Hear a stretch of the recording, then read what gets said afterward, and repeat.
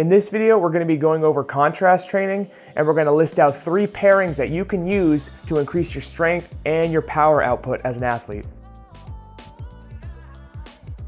Hey, Ben from BarbellCoalition.com here.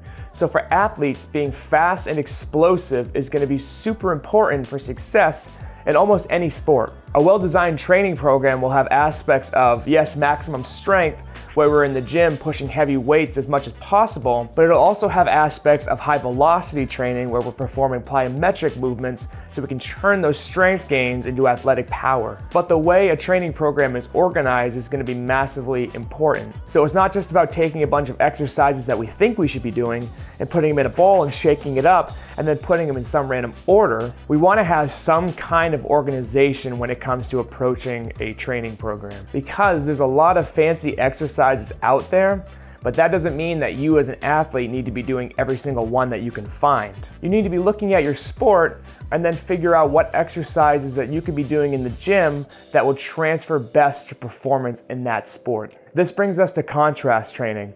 So what contrast training is, it's where we take a max strength movement and we superset it with a higher velocity movement. What this does is it takes advantage of what's called post-activation potentiation. Post-activation potentiation is induced after a max strength movement, which then in turn kind of supercharges your neuromuscular system and increases the amount of force and also the rate of force that a group of muscles can produce. So what contrast training does is it lets us take advantage of that post-activation potentiation effect and then bring that directly to a high velocity movement to produce as much power as possible. Contrast training also lets us take advantage of the training time that we have in the gym. So for instance, if you only have 3 days to train during the week, contrast training will let you take all the things that you need to be doing in the gym and responsibly fit them into a shorter time frame. So in this video, we're going to be listing out 3 contrast training examples that you can take advantage of to build as much power output as possible. The first pairing we're going to look at is going to be the squat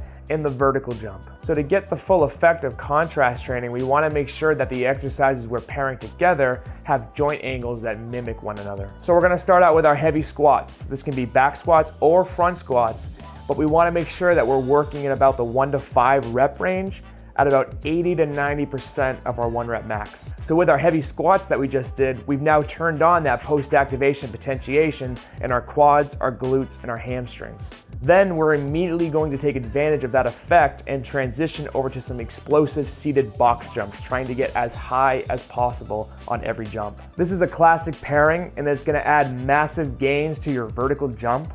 And a strong vertical jump is a huge indicator of lower body power. What's also applicable to this area is taking rear foot elevated split squats and pairing that with a single leg box jump for a unilateral effect. The second contrast training example we're going to look at is going to help us develop explosive pushing power in the upper body. So again, we're going to pair a max strength movement with a higher velocity movement. So we're going to hop on the bench press and knock out a set, again, around the 1 to 5 rep range and the 80 to 90% intensity range. So we're going to potentiate our upper body pushing muscles like our pecs and our shoulders, and then right away we're going to take that to some dead stop plyometric push-ups for 3 to 5 reps. Again, this is going to massively improve our upper body pushing power, which is really important, for instance, for a lineman in football. The third contrast training example that we're going to look at is going to target our rotational power. So the strength exercise that we're going to use first is going to be a rotational landmine press, again in the 1 to 5 rep, 80 to 90% intensity range. And this is going to add that post-activation potentiation effect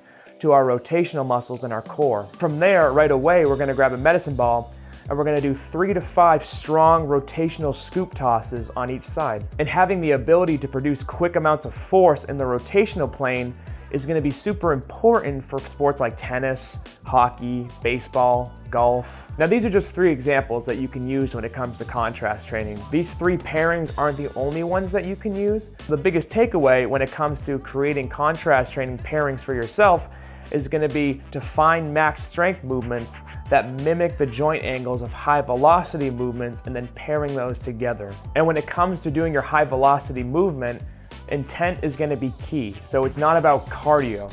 It's about putting 100% effort into every single rep you do.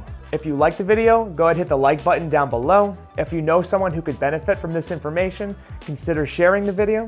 Subscribe to the channel for training information delivered to you on a weekly basis. Instagram, Facebook, TikTok, website, all that stuff is in the description below.